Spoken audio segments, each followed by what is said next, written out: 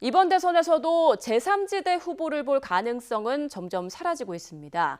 김동연 전 부총리가 여러 구상을 하고 있긴 하지만 시기를 놓쳤다는 평가가 나오면서 이번에도 여느 대선처럼 민주당 대 국민의힘이라는 양강 구도가 또다시 만들어질 수밖에 없습니다. 이대건 기자입니다. 제3지대에서 세력을 키워 대선에 뛰어드는 움직임은 성공한 사례가 드뭅니다. 지난 2012년 대선에서는 당시 무소속 안철수 후보가 단일화 과정의 모든 불협화음에 대해서 저를 꾸짖어 주시고 문재인 후보께는 성원을 보내주십시오.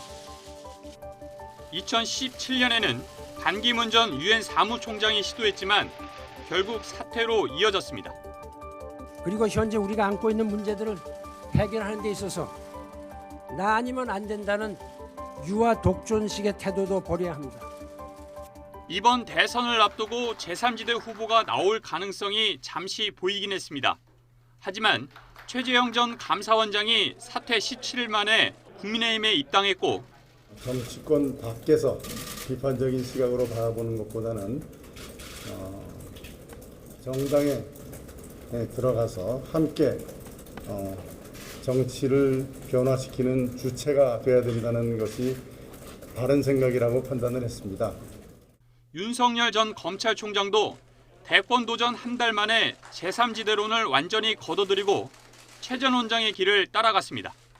제1야당은 국민의힘이 주축이 돼서 정권 교체가 이루어질 수밖에 없다고 생각을 했고, 그리고 초기 경선부터 참여하는 것이 공정하고 맞는 것이라고 저는 생각을 해왔습니다.